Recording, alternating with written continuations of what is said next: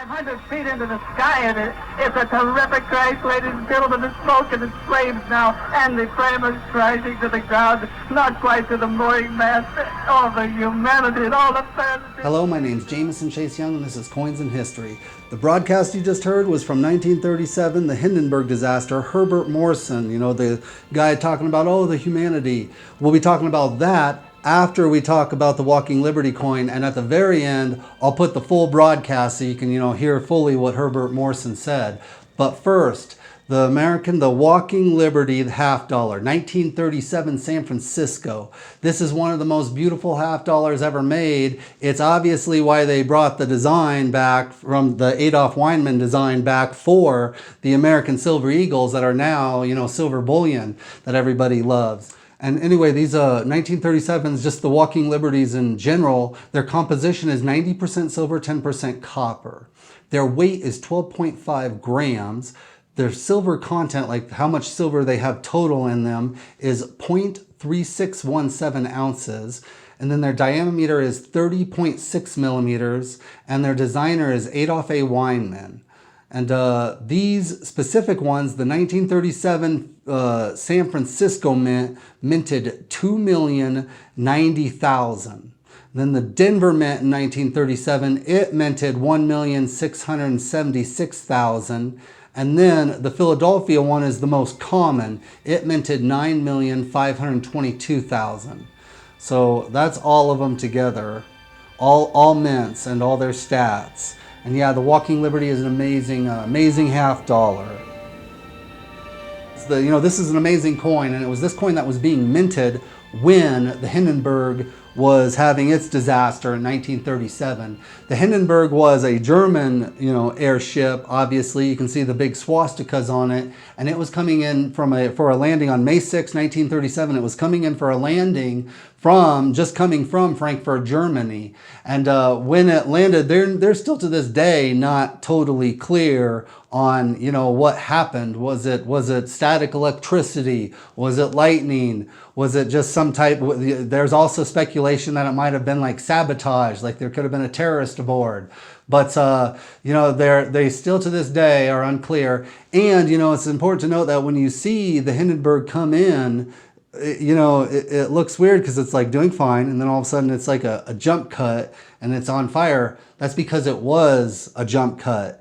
The camera panned down to the ground, then the Hindenburg started on fire, and then so normally saying when you see the pictures you'll see it fine, and then within a split second later half of it's on fire sinking down into the ground. Yeah, that's a jump cut where they cut out the part where the camera pounded to the ground and missed it. But yeah, there is no actual video of the super initial flame, so they can't even use video evidence of what was possibly the cause, even though it probably wouldn't have mattered, with that much hydrogen, and any spark or something might be able to set it off. Who knows what set it off? It's still kind of a mystery today.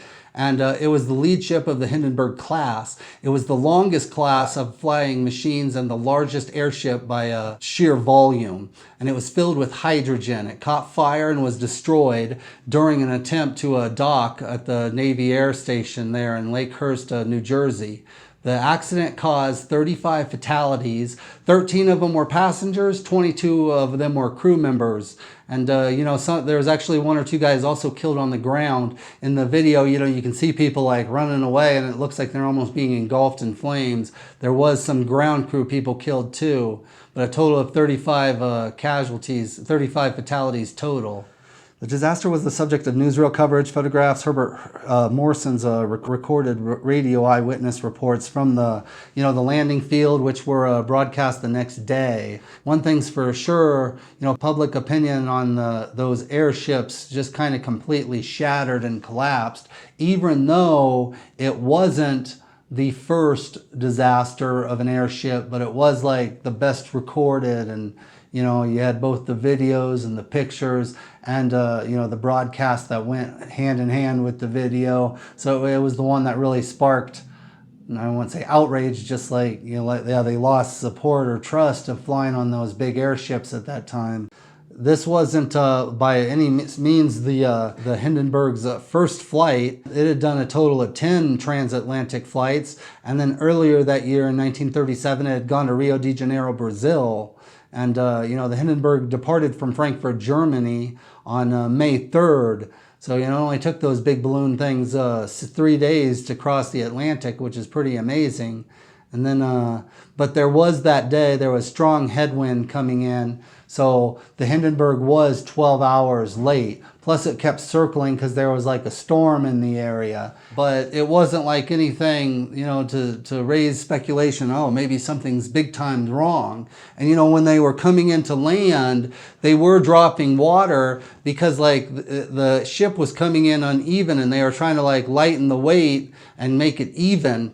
But there was no evidence, that it would, have a bad effect on it or something. And yeah, like in those airships, like I never really knew this, but like they got like it's not just that little thing, that little part in the front down below. That's actually just the bridge. But inside the actual bubble part of the airship, there's like entire living quarters in there. They got the crew living quarters in there, and they also have the passenger living quarters. And it's actually really big and really luxurious. I mean, I want mine crossing the Atlantic, spending 3 days in there, because they had like an entire dining hall section. They had like a lounge hall section. They had a sleeping section. They even had a smoking room, which was heavily, regulated, and watched, because, they were flying in a big bubble of hydrogen. And then they also had a bar. So it was pretty, and like the crew, there was a plank that walked the entire thing from like the way to the back, all the way past the crew living area, all the way past the passenger living area, all the way up to the bridge. But yeah, it was like a little floating mini town up there. And I didn't even know that. I always thought, like, how did all those people, fit into that little tiny, room in the bottom? But no, inside the bubble, there was an entire room. That's probably why, because it's hard to believe that so many people, like 35 people died out of 97. So most people survived. But man, when you watch that thing fall down out of the sky, it's like you would think everybody died. I would assume, that those living quarters inside there kind of helped shield the fire and the fall and the blast and all that stuff. Because yeah, it sure looks like it was something that would kill everybody, but no, actually most people did survive, and it's probably just because of that, the structure on how it was inside. My theory. You take it however you want. Cracked up a little bit. The back motors of the ship are just holding it just enough to keep it from. It burst into flames. Get it started. It's fighting, and it's raging. It's raging terrible. Oh my, get out of the way, please. It's bursting into flames, and it's falling on the mooring mast, and all the folks between it. This is terrible. This is one of the worst catastrophes in the world. Oh, it's like 400 or 500 feet into the sky, and it's a terrific crash, ladies and gentlemen. The smoke and the flames now, and the frame is crashing to the ground, not quite to the mooring mast. All the humanity and all the passengers screaming around it. I told you, I can't even talk to people and spend it on there. I can't talk, ladies and gentlemen. Honestly, just laying down massive smoking wreckage. And everybody can't hardly breathe and talk and screaming. Lady, I'm sorry. Honestly, I can hardly breathe. I'm going to step inside while I cannot see it. Nobody really knows, and it was one of those things that the evidence really kind of got burnt up in the fire, so nobody will know. So kind of cool side note.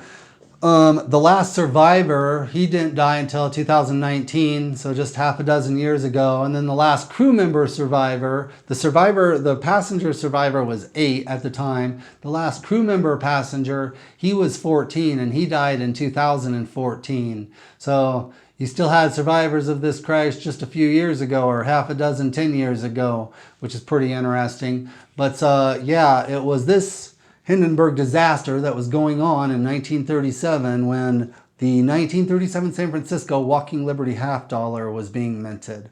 Both amazing, the Walking Liberties, obviously they're amazing coins, and the Hindenburg disaster was a very interesting time period. And that broadcast that Herbert Morrison did will live in infamy. No, not like, not like the Pearl Harbor speech, but it will live in its own infamy. It's one of the most famous speeches, and it was an amazing time period.